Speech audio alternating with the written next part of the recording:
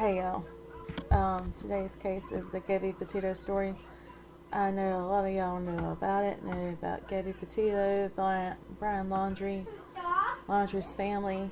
Her family has just won, Gabby Petito's family has just won $3 million in a wrongful death suit against the Laundries. So let's get into the story. And as always, please like, comment, subscribe. Y'all tell me. Come on. Yeah. Hello, girl. Y'all tell me what y'all think about this true crime.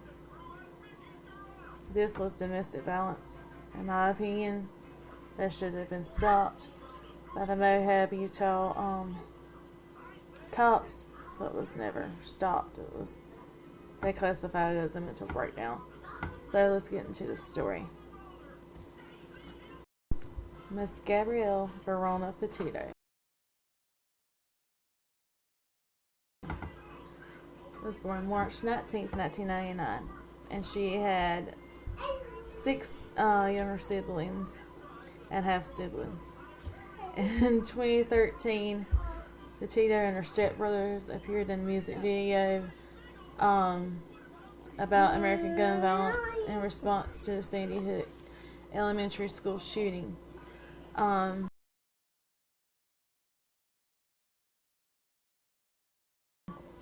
2017, she graduated from Bayport Blue Point High School in Bayport, New York,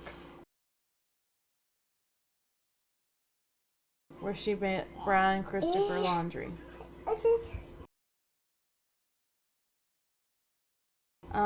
From September 2017 to January 2019, my little girl's nearby, so she lived in Carolina Beach, North Carolina, which is not far from where I am. Working as a hostess and in the kitchen for a restaurant in nearby Wilmington, which is not far from me. She applied to Cape Fear Community College but never attended. Petito began dating Laundrie in March 2019 and moved in with him and his parents in Northport, Florida.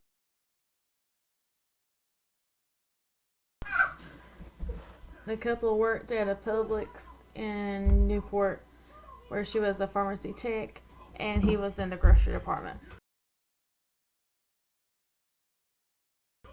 They quit their jobs at onset of COVID-19, and in late 2019, early 2020, the couple embarked on a cross-country drive from New York to California. Along the way, they visited Las Vegas, Yosemite National Park, and Pismo Beach, and other points of interest.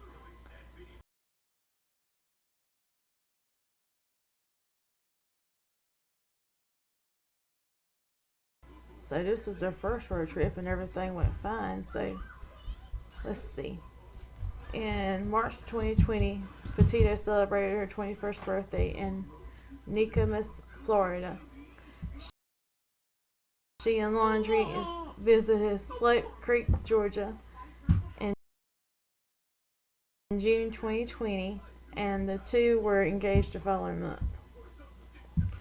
In December 2020, Petito purchased the 2012 Ford Transit Connect van, the one it was converted into a camper, in which the couple would take their next cross-country trip. To save money for the trip, she began working 50-hour weeks at Taco Bell as a nutritionist, and he had a job in an organic juice bar.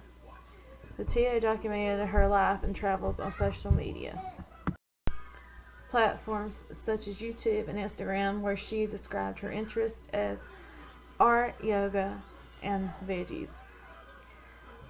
On June 17, 2021, Petito and Laundrie visited her native Blue Point for her brother's graduation ceremony. On July 2nd, 2021, They left Blue Point in the Ford Transit Connect van for their trip. Later that month, they visited the Monument Rocks, which is beautiful, Great Sand Dunes National Park and Preserve, Zion National Park, Bryce Canyon National Park, Mystic Hot Springs, and the Canyonlands National Park.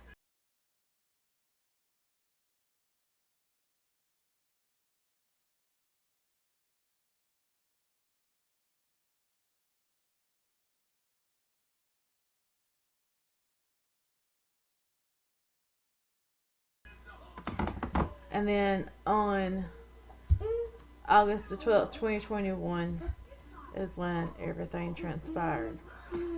A witness called 911 and eventually told them that the couple was fighting in front of the Moonflower Community Cooperative in Moab, Utah.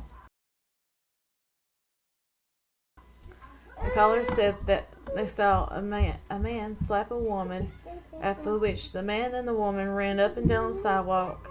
Then the man hit the woman again before they drove off together. Another witness described the incident to police as looking like Petito and Laundrie were talking aggressively and that Petito was punching him in the arm.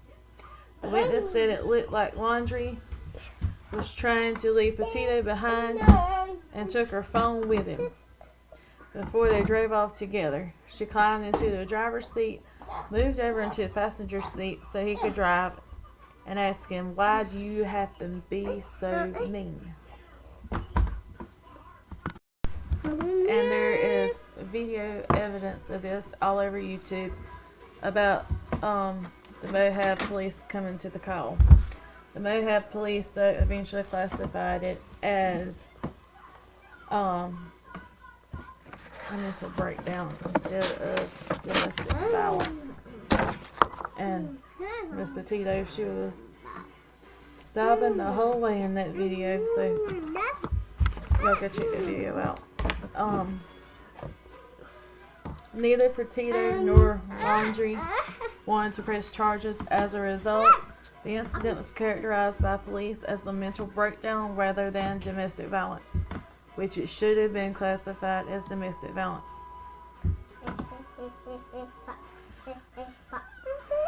Which would have required an arrest.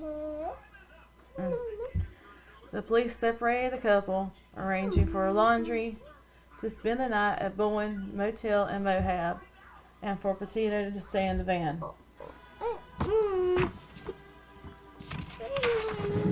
The police department later investigated whether or not its officers handled the case in accordance with the department's policies, and the chief of police took a leave of absence during the investigation.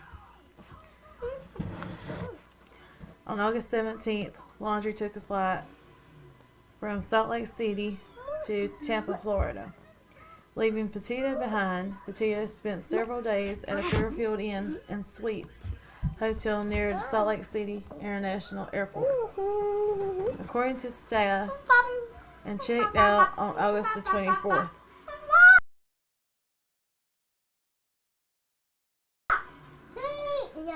It was later explained by the Laundrie family attorney that he made this trip to obtain some items and to empty a storage unit that they had together, because at this time they were extending the road trip. Laundrie returned on August 23rd to rejoin Petito and continue the trip. Petito's mother said that she last spoke to her daughter on August the 25th and had been told that the couple were traveling from Utah to Grand Teton and Yellowstone National Parks.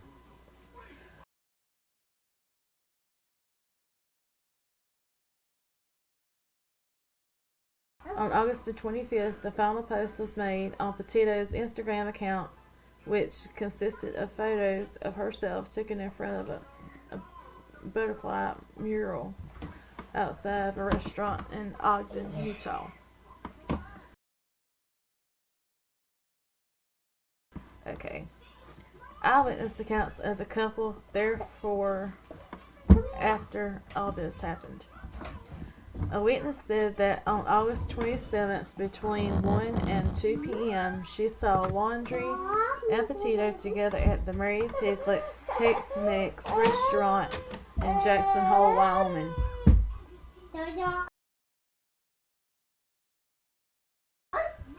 Per the witness, Laundrie was aggressive and he had an argument with the staff at the restaurant over a money situation. And the restaurant staff confirmed it via Instagram that the couple was indeed there.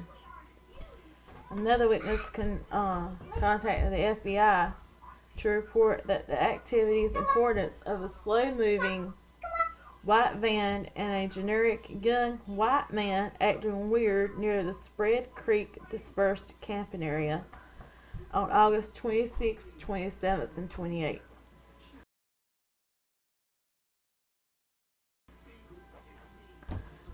She posted a video on TikTok detailing her observations. According to the witness, an FBI agent said that her account tipped the FBI off to the correct location of Petito's remains. A woman said in a TikTok video that on August the 29th, she and her boyfriend gave Laundrie a lift from an area near Carter Bay Village. After seeing him hitchhiking alone, she reported that Laundrie freaked out upon learning that they were going to Jackson Hole instead of Jackson, Wyoming, disembarking the vehicle at 6:09 p.m. near the Jackson Lake Dam, less than 30 minutes or 10 miles after being picked up.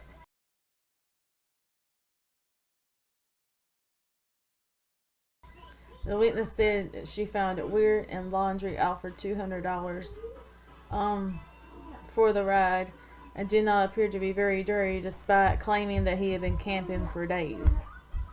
Another witness stated that she picked up Laundrie from the Jackson Lake Dam area at 6:20 or 6:30 p.m. on August the 29th, dropping him off at the entrance to the Spread Creek dispersed camping area.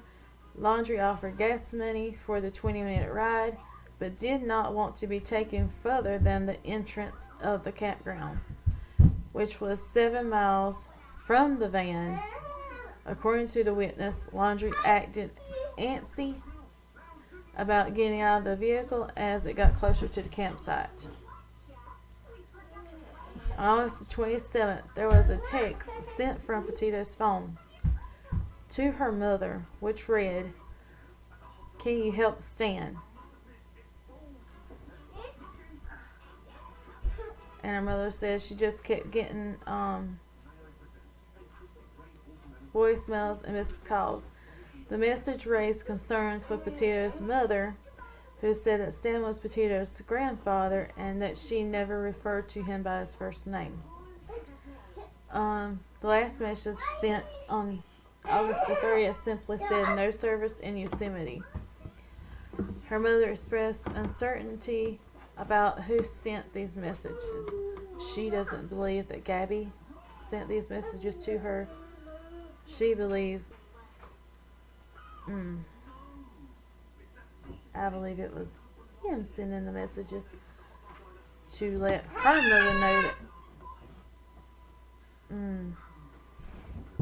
keep appearances, let her mother know that she's still alive when she ain't. On September the 1st, Laundrie returned along to his parents in Northport with the Ford Transit Connect.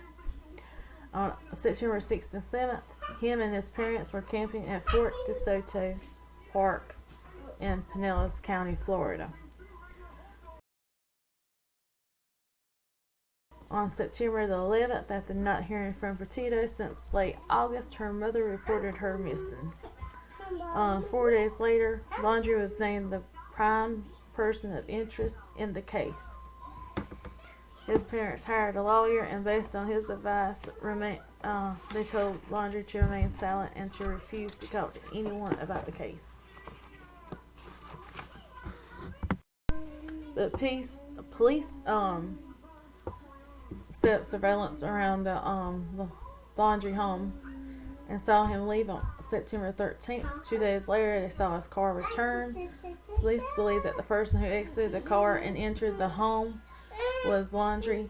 The following day, Northport Police Chief Todd Garrison told reporters, "All I'm going to say is that we know where Brian Laundrie is."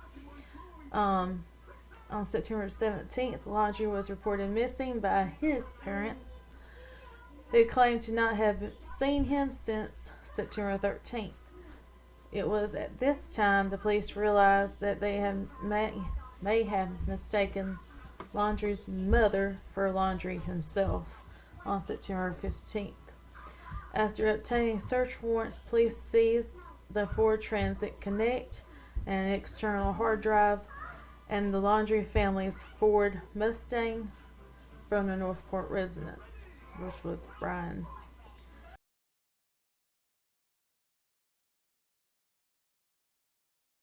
On September 19th, human remains matching the description of Petito were found at the Spread Creek dispersed camping area in Wyoming, not far from where the Ford Transit Connect was previously observed. Her identity was confirmed by an autopsy, determined that the manner of death was homicide by blunt force injuries to the neck and head, with manual strangulation, which occurred 3 to 4 weeks before the body was found. And I've actually looked at on YouTube, you can find it, where they serve so hard and so fast it was overkill. They said when they did the autopsy, it was confirmed that after he had strangled her, after she was gone, he was still strangling her. Overkill. On September the 23rd, the United States District Court for the District of Wyoming issued an arrest warrant for Laundrie due to his unauthorized use of Petito's debit card to obtain $1,000 or more of her money between August the 30th and September the 1st. The FBI took material to match Laundrie's DNA from his home. On October 5th, Laundrie's sister encouraged him to surrender to authorities. 2 days later, Laundrie's father joined investigators in searching for him in the Carlton Reserve in Sarasota County, Florida. Focusing on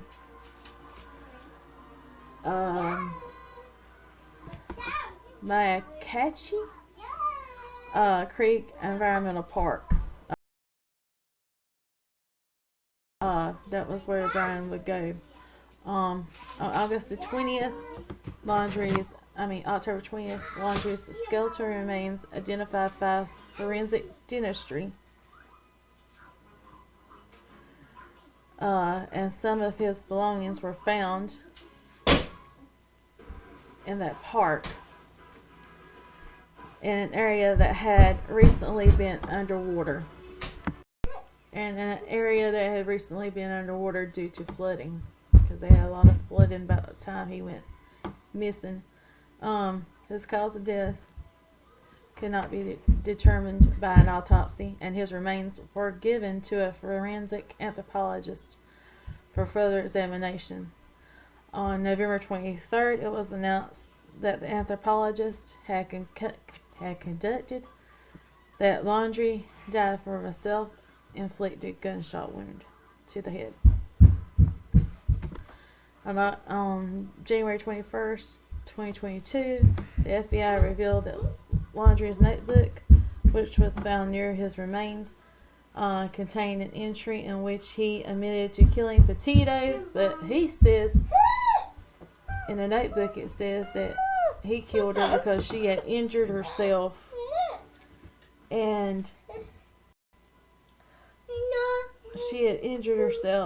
he took her out to be more humane, which is a bunch of crap to me. It also claims I ended her life. I thought it was merciful, that it was what she wanted, but now I see I made a mistake. The notebook ends with plans for suicide. I'm ending my life, not because of fear of punishment. I can't stand to live another day without her. Experts, however, conjecture that Laundrie's account does not match the investigation's findings.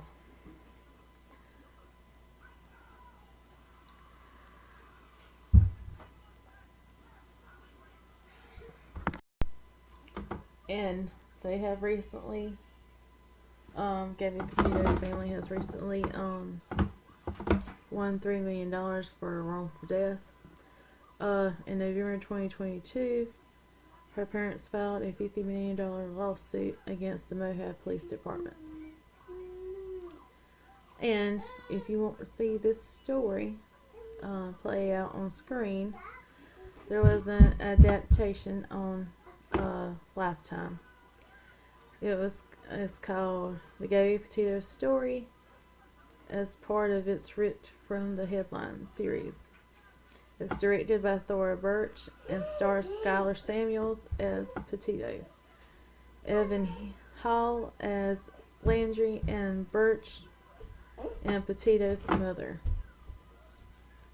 So, y'all have a good one.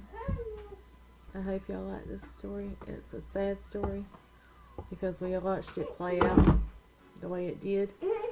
And as always, subscribe. Y'all have a